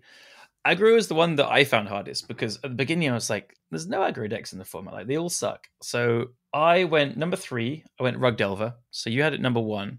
So obviously I've got 2 above it. It's good. I don't think it's like... I think Delver's in a really nice place for the format now, where it's a solid deck. And I agree with you, Rug is better than Blue-Red or Grixis or whatever. Like, if you're playing Delver, Blue-Red base, Rug is supposed to be. Goif is amazing. So we have that one. Number 2, I think it's aggro, but Shadow. Would you call Shadow aggro? Yeah. Of course. Yeah. What else would you call it? Like combo? It can play pretty mid rangey, like with Strixes and stuff. But I think Shadow is still very, very good. It's the deck that plays Turek the best as well. And I think if Initiative goes this more white direction and doesn't play Furies, Turek is very, very good in the metagame. Especially with staff control, like all their removal is white. So I think Shadow, I think, is better than the other Delver decks. And then my number 1 is White-Red Initiative, as we said. I forgot about Rhinos. That was a good shout, but I don't think it's better than these 3 in my mind. Initiative is... I mean, for me, it was between Rhinos and Shadow, so I can very much see Shadow being in there as well. Maybe there's some recency bias, having played against Rhinos a lot and being super impressed by it. But Shadow is very much a solid choice as well. That's fair. But so we shared Rug Delver and Initiative, just where we place it. And this Initiative being number 1 could age not great, but I think it's starting to show up results pretty quickly. I had some notables, and I think these are all pretty good, though. I think Hammer Time is very, very good. The only reason I didn't include it, I think it's really strong and underplayed, but it's going to have tons of splash hate for 8 cards being the top deck. So it's not something I want to recommend right now, but I think it's in the right metagame, very good deck. So if you say Hammer Time is good, I could also see like Infect being good, or is that too different? Infect, I just don't know that much about. It's just Sam playing it, basically. Yeah, the thing is, like, I saw Sam mention that he thinks Infect is really well positioned, but I mean, grain of salt and everything. Yeah. It's I mean, there's also Ursa Saga in Hammer Time. You know, Ursa Saga is pretty broken. That gives you more staying power. That's for sure. Yeah. The other notables were like Red-Green Initiative, but I think White is just better. And I'm always impressed by Ninjas. Like, it's not really on the map at all right now, but I'm always kind of thinking it's pretty good. But I don't know, that's a wild card. It's not as good as the top 3 anyway, so they were just... But I think anything that has game versus humility is probably in a good spot, because people love control, and people are going to play this Staff Humility deck. And Retrofit to Foundry is pretty good against humility, is what I was thinking. It's actually insane against humility, I guess. Yeah. So. I still haven't seen that much humility yet. Like, we've been talking it up, and it shows up here and there. And I even like I told you, I lost against it, etc. the other month and everything, or week. Or maybe we're gonna see even more of it in the future. I feel like I've seen tons, considering how we haven't seen it for 5 years. Plus. Okay, that's true. That's true. That's very much true. But I was watching Arkan stream the challenge yesterday, and he kept having it in play. So. Oh, he was playing it as well? Yeah. Okay. Cool. So give us your control decks. Control. 3rd place, I have Blue Zenith. I have to mute myself. This is what you really, really dislike. It has... I think it's better than the Jeskai, like, Days Undoing deck. It hasn't done a ton of results recently. There was like 1 in the top 8 last week. But I don't know. I just think with 8cast being good, I think having Zenith for Oof is pretty strong. And they have like Night of Autumn as well. This is like the only control deck that I've ever really struggled with Painter at all, like consistently over a good number of matches. So, but you still side on Magus of the Moon against them, right? They just play Abundant Growth and loads of basics. Yeah, because I think the original guide you sent me once told me to do that, and I was like, I really don't want to do it, and like my results have gone way up once I stopped doing it. Yeah, no, I stopped quite quickly as well. The first guide was probably wrong. No. So yeah, it's the one that plays Abundant Growth, and then I don't know if they play Natural Order for Tractor now. I don't think those ones are the best, but anyway, I think Blue Zenith is good. I think it's pretty well positioned, underplayed a bit, and people just love Jeskai colors, so they're playing the staff decks, but I think it's good. Then number 2 and 3 are like basically the same as you. They're quite predictable. I think Jeskai staff, or like however you want to build it. I'm not sure if with Stoneforge or not, but yeah, staff with humility, and then 8cast number 1. I think we can all pretty much agree with that. Except for the 5-color. But dude, honestly, I can even buy that stupid 5-color Abundant Growth deck is actually good, because it's... whenever people play against it, I know you're biased against it, but like, I just think it's good, and I think it's way better than the whole day deck, and I think it's better than like Anurag pile, whatever you want to call it, Minsk pile. And it still plays procedure and stuff, right? And Yosai. No, what's it called? Fuck. The stupid Sky Noodle. Yeah, Yorion. Yorion. Yeah. Come on. Like, I'd be thinking so much more highly of the deck if it didn't play Abundant Growth or Yosai. Or yeah. Sky Noodle, dude. Yorion, yeah. Yeah, dude, just like I can't. Yeah. I don't think there was many other contenders for me. It was just these three. Is there even anything else that's like remotely close to like we've got these 4 decks between us? Is there any 5th deck that you even consider? Like, I guess 4-color. Yeah, okay. Then we got 4-color in the 5th place. Not really. Not. Is there any kind of like Esper control? Not Do you really. Consider right? lands Esper control is control? usually. Yeah. It's probably the closest. Yeah. Lands was close. I was between lands and this like Green Zenith Monday Growth deck, but lands I think was poised to be very, very good again, and then it just hates the initiative. Ali probably has plans for it and stuff, which is cool. Like their mana is weaker now and they have less turn 1 plays, but I don't know. Initiative being still in the metagame so hard is bad news for lands. So that's why I chose that. Cool. So now the most interesting category, because we might have a lot of disagreements here. What's your top 3 combo deck starting from the bottom? Don't think you'll disagree too much. Oh, okay. So Elf was on my mind as well. But the reason I don't like it is because I think Opposition Agent is quite popular at the moment. And there's Furies, like some initiative decks are playing Fury, Painters playing Fury and stuff. So I didn't want Elves there. The other notables were Mono Black Helm or HankTheObese's Rector Scam deck. I think they're both very good, and they could have been in top 3 if the decks just weren't better, but they're very good. Number 3, I have Doompo, Tempo Doomsday. Okay, yeah. Except for the name, I'm very much on board. Dude, seriously, Doompo sounds like a 90s kids character. It sounds like Dumbo TV or show. something. Yeah, Dumbo, the flying elephant or something. Doompo. Dumpo. But it's kind of like on people's radars now. But the people playing it went on a tear. Like Francis was tearing it up with it. I saw people constantly posting that they're like 15-2 or whatever with it and constantly trophying. So like everybody.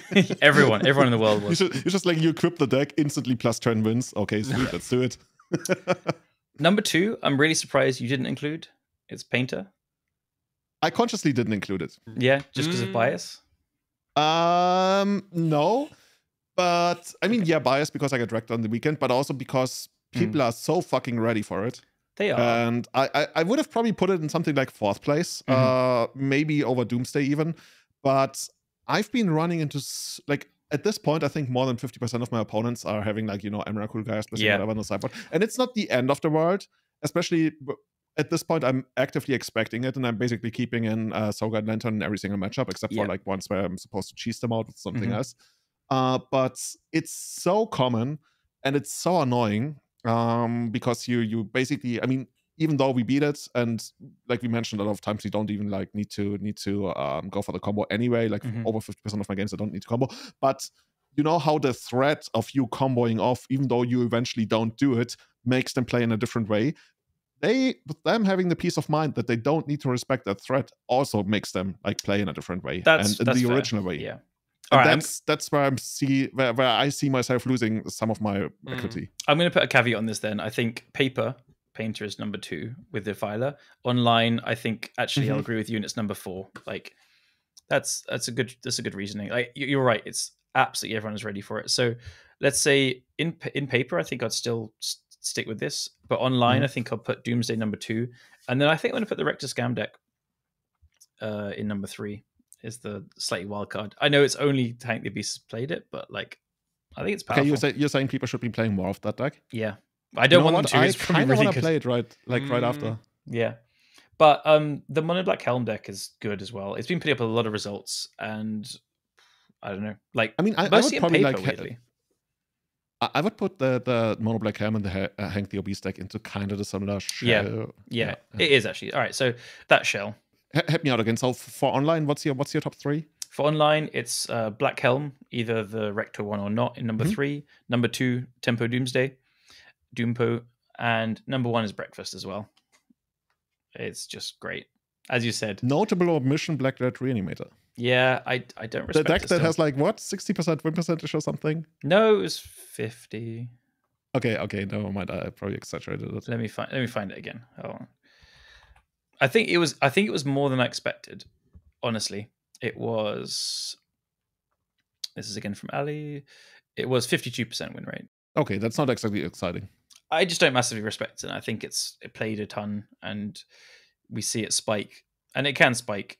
It's good. It's better than I trashed in it last time, but I don't put it in the top 3. Yeah, there we go. Okay, yeah, I mean, there can be a lot of decks that are like, like 4 to 6 maybe. It's kind of getting close. Like, I mean, dude, you guys like took literally like all the options possible.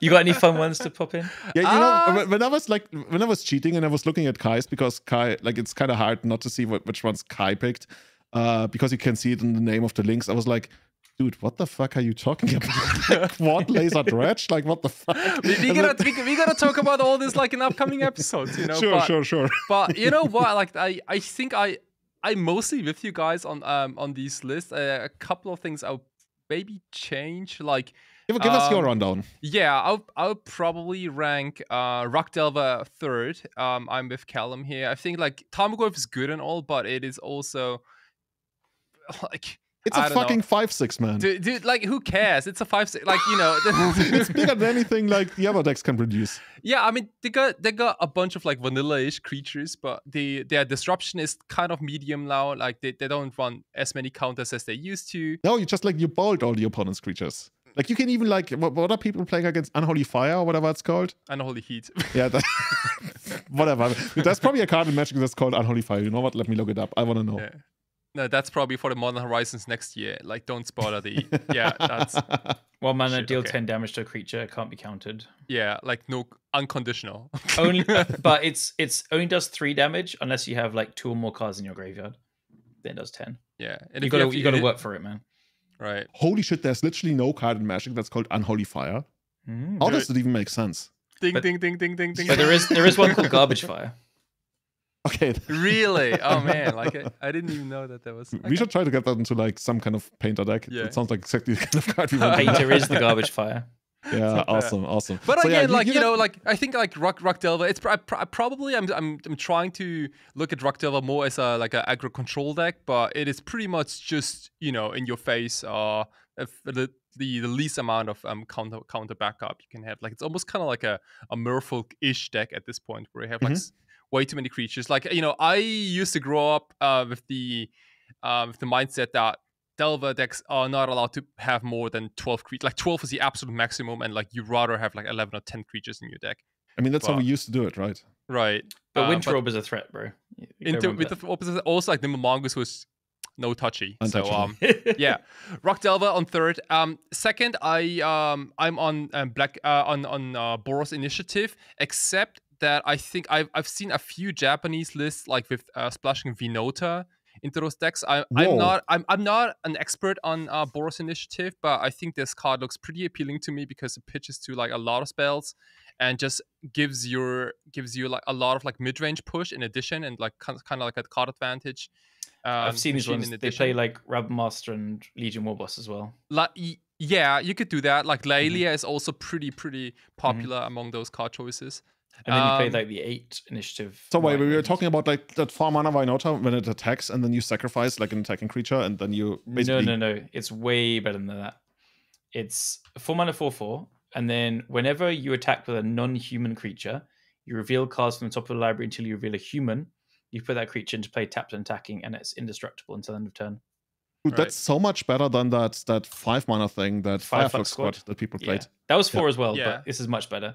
So like all your goblin tokens turn into seasoned engineers and Caves of Chaos Adventurers.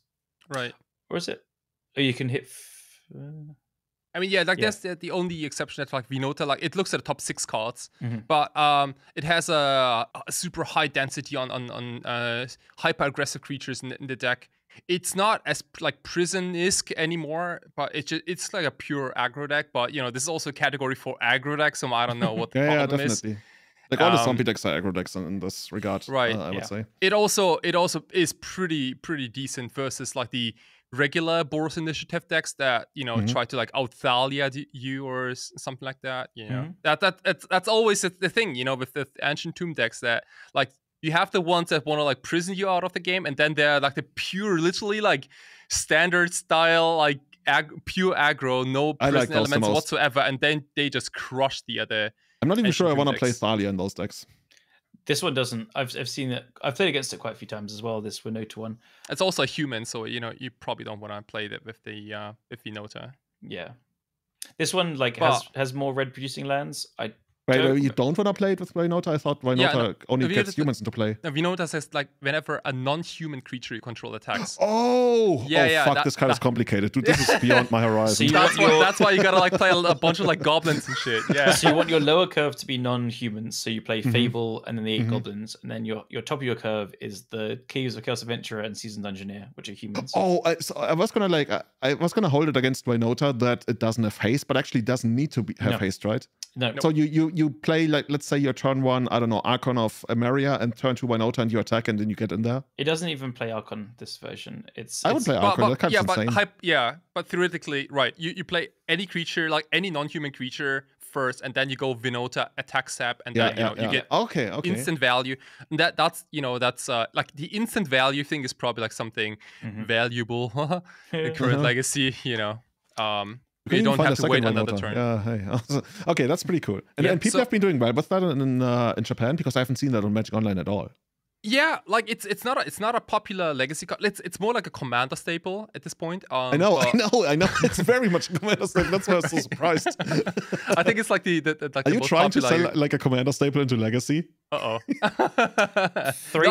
just picked up a couple of like lists recently, and I thought they were kind of interesting. I think this was about 4 or 5 weeks ago, but 3 when you posted a few 5.0 videos with it and was saying this deck is real and stuff. You can also do a lot of crazy screenshots.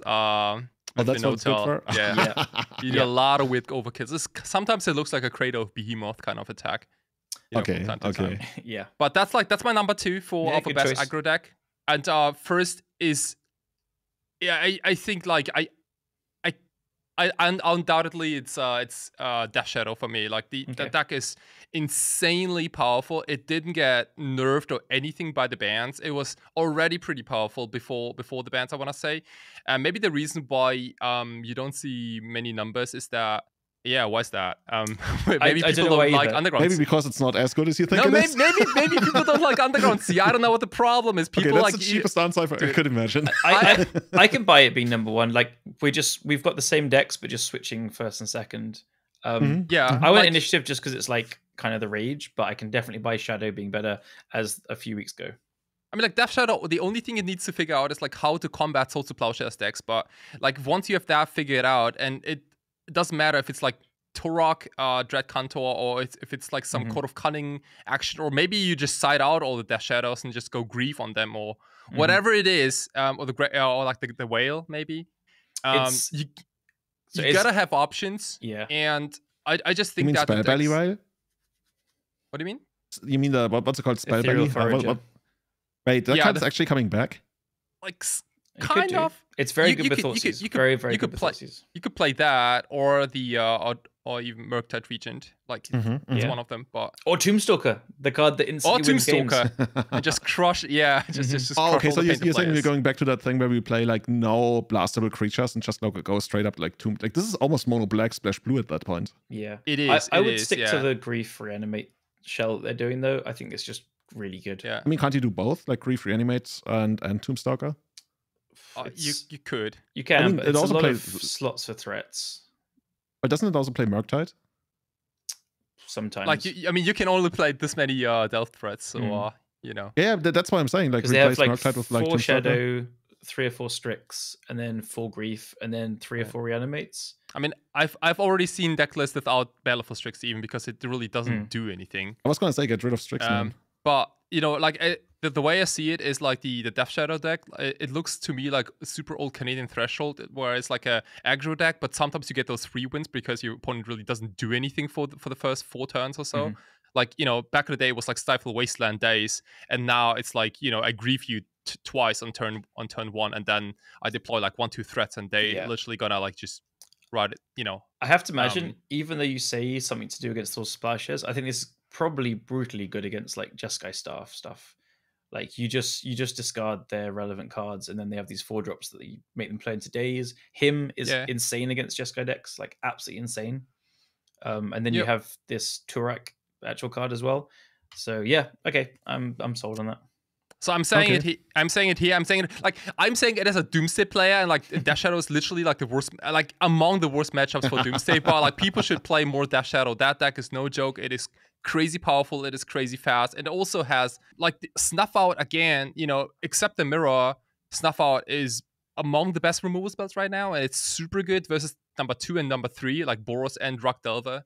These are all non-black decks, so you know, still good. Just play more Death Shadow. Deck's also pretty fun to play, and try to be smart in terms of combat. You know, with okay, yeah, maybe that's why not so many people are playing. Because I like, you know, back in the day I fucked up in Modern. Like I just never attacked with Death Shadow because I was way too scared that my opponent could top deck Reality Smasher and just fuck up with my math. Anyway, okay, cool. Those are my best 3 aggro decks. For control, I'm already with you. I think on a lot of those choices, I would probably try to scratch the 5-color Abundant Growth deck and maybe try to squeeze in like a National Order type of band deck, maybe. Come on, like, no. Like whenever I see those deck lists, like I tend to like the ones that have like an "Oops, I win" button more than other ones. But it's not even an "Oops, I win" button. It's not. That's my biggest criticism of the deck. Well, then scratch that and just put it. I mean, you can put it in there. I'm just gonna give you shit because like, I feel I can give you shit without you like not taking it. I would rather take Alluran maybe because like Alluran is like a tier 5 deck. That's a problem too. Aren't we talking about control? Yeah. Alluran? Okay, fine. Scratch that too. Then last attempt to put in a control deck in the top 3 is probably Death and Taxes. Maybe okay. But Julian, it's gonna be Julian just loves Death and Taxis. Like, yep, get these 5-color decks out of here. Dude, this is not even like a good or bad. It's just like what does Julian approve kind of rank. You got to push back, man. It's just like you. I have so many thoughts about like control, just like being a horrible choice to play in like any kind of eternal format. Dude, I'm with you. Like I think control so want to sucks. money match you with like a 5-color control deck. 5-color control. That's just like. What are you doing with your life if you choose like this is my deck? Again, don't get me wrong. I think there are a lot of good control players out there, and I honestly don't know why. But you don't have to sugarcoat this. We're not an American podcast. No. But the thing is, like, I don't even like I don't even know how you can put up results with decks that are like, in my opinion, that pretty terrible. Anyway, Death and Taxes, I think is back on the menu. Not because it got any prints, but because like all the other decks got a little weaker, maybe. No, actually, I feel sorry for talking you out of band control because you apparently like that deck and now I made it like shitty. Like, no, dude, I already hate it. I already hate it. Like I tried to make like Entreaty Angels work. It didn't work, and now I hate it. Wait. We are talking about very different decks then. Okay, cool. But Jeskai Staff definitely up there. I'm still like I'm a little curious side of things. Don't really know like how legit that deck is, and like also there's no stock list for now. Like I don't know like how many humilities are going to be played in those deck lists and Planeswalkers and whatnot. But it's kind of the maybe thing. And 8 cost is undeniably like number 1. I think juggernaut in the format there's no doubt about that. As for best combo decks, I would like to squeeze in a show and probably like Sneak and Show as number 3. That deck is not overpowered, but it just keeps winning like medium size events, I think, here and there. And then there's also like people like JPA, for example, like Wing Zero, I think is called on. Nobody knows how to properly pronounce that name. Yeah, Wing of Zero. Dude, he's a pretty cool dude from Japan. Like he does break dancing. Yeah, like he's actually pretty sick. Like he can just do like a lot of like twists and things and like. Dude, now I like to imagine like every time he gets off the first turn 1 show and turn to Emrakul, like he jumps up from the seat, he does breakdancing on his floor and then he passes the turn. Yeah, dude. That's how you do it, right? Okay, Sneak and Show in third place. I can see that. Sneak and Show are probably like the faster approaches with like Dazes and Spirit Guides and things like that. And then I will just add the reason I didn't put Sneak and Show on is because of humility.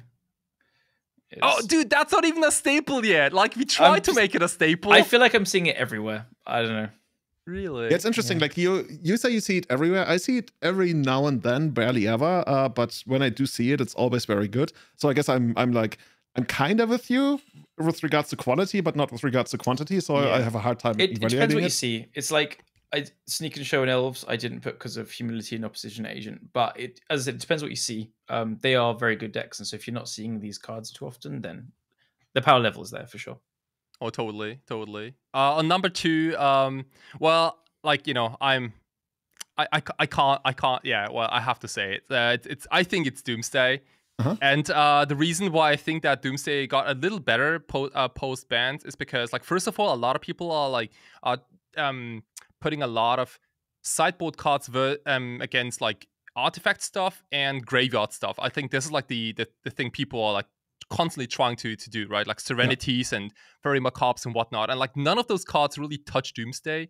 So like while people are doing all that, people start cutting like Dress Downs, for example, or like other cards that are pretty good versus Doomsday. And you know, it's not a big number by any means, but this is like I played like 2 leagues yesterday and almost trophied one of them, and the other one was like a 3-2, but it felt pretty good. Also, PS, I'm on 1 Thassa's Oracle again. Screw you guys. Big words. Screw you guys. Like, you know, it's like all the way back to like 2022 anyway when you can look good doing it. Yeah, dude. Which version are you playing? Personal Tutor or Doompo? No creatures in the main board. Yeah, it's like a turbo list, but I'm trying out Pact of Negation again and Ideas Unbound, like all goodies and oldies. Oh, I saw a screenshot with Ideas Unbound in play. I saw that one too. Dude, screw that. How many lands did you have in that screenshot? I had about 4 or 5 in my yard. Yeah, shout out to Power22, who in the yard was 2 wastelands and 2 sinkholes with both your basics in the graveyard. Dude, like that was a hell of a game. Like, have you ever like played against someone who has a spell dancer and like double him to Torox you, or like, you know, shit like that? That is insane. You must have a lot of fun. Like, I can see why Doomsday players sometimes don't want to play Doomsday, because if you get hit hard, you get hit hard. Oh yeah. Also, you lose everything. So yeah, that's so like, you know, Doomsday on number 2, but it can easily be switched based on like what people play in the sideboard. Like, it can easily be painted again if people stop playing Artifact Hates and like those crazy one-off Emeralds in a sideboard. I don't care about the Artifact Hate. It's the shuffle effects from aggro decks that's hard. So okay, yeah. I mean, they're not very good. You guys should all cut them. Yeah. Right. Yeah. And number 1, I think I'm with Julian here, like Reanimator, Black-Red. Doesn't necessarily have to be the blue-black version. Like, I saw a couple of decks running around with like Atraxis and Forces and careful studies, but I just believe that it's not needed. It's kind of unnecessary, and you should just go Black-Red Rakdos. Yeah, I agree with Black-Red that. all the way. Yeah. Awesome. Yeah, I guess that was our 3x3 here. It's gonna be interesting how it shakes out. Like, if you guys were completely unbiased and you had to play a big tournament tomorrow, which one of those decks that we see here on the screen would you pick? 8 cost. I just suck at 8 cost, so I can't. My camera just died. Anyways, we continue. I probably, yeah, like Death Shadow or Doomsday is probably what I would pick. You know, it's kind of weird. Like, I don't even have Shadow in my top 3 aggro, but you guys really talked me into Shadow now, so I almost want to pick Shadow. Oh, man. Julian, you have no idea, Julian. Like, this deck is nasty. It is ridiculous. Yeah, okay. So for me, it's like probably like Rector, Shadow, something like that. Or 8 cast. 8 cast is also really, really good. That's, I don't know. We will see. We will see how it works out. In the future, as we talked about, we might actually do a thing, right? Top 3 decks of all times, in the sense of like that we enjoyed them or whatever category. I guess we could also have something like, I don't know, your favorite deck of all times, the most dominant legacy deck of all times that wasn't banned within like a month or something. No, one of my choices was banned within a month. Let me have it. Yeah. See, that's why I excluded it. But something like that. Like, I think that's kind of cool. But until then, I think we're gonna call it a day. Do you guys have any shoutouts for the week? No. No. That was good. No new tournament series in the UK. Like, it feels like they're coming up everywhere right now. I have Warhammer tournaments the next 3 weeks in a row. So. Oh, okay. I'm Magic the Gathering. I've never even heard of it. Okay, let us know how those worked out then. Yeah. Okay, if you want to support the running of Everyday Eternal, you can do so by leaving a review on Apple Podcasts or on Spotify, or you can support the running on the show on patreon.com/everydayeternal. If you want to follow us on social media, we are at EternalMTG on Twitter and Instagram. And if you want to become a Patreon, join the Discord, hang out with us. By the way, the Discord link has finally been fixed. Like I think a month ago, you get auto added to the Discord once you've connected. So that's perfect. And you can join those exalted ranks of our Eternal Witness tier supporters: Salvatore Orico, Tommy Hinks, Testacular, Sebastian Hollager, Guillaume, Sean Dewey, Francis Kauper, Cassandra Davis, Benedict Gruber, and Severin Schwarzhuber. And our Grizzlebrand tier supporters, I think we made the joke of having to rename them a Traxxas tier, even though I still believe that Grizzlebrand's just like way better. Grizzlebrand's better. We can... Honestly, it should probably be the Archon of Cruelty tier, right? Yeah. I lose to Archon of Cruelty so much. God, that doesn't sound as flashy though. Victor Bernatz, Bachi Butt, Scott Monroe, Jeremy Gates, Henrik Korkutz, Tom Hepp, Andrew Whitman, Kane, Ian Seefeld, Fritz Sternert, and Paragon Games in St. Louis. Everybody, have a great time. And I think we'll see you by the end of the month, where Kai might also have a lot more announcements for us. We will see, maybe in May then. You ready? I'm going to be excited. Everybody, have a great evening, have a great time, and see you again. Until next time. Bye-bye. Bye. Ciao.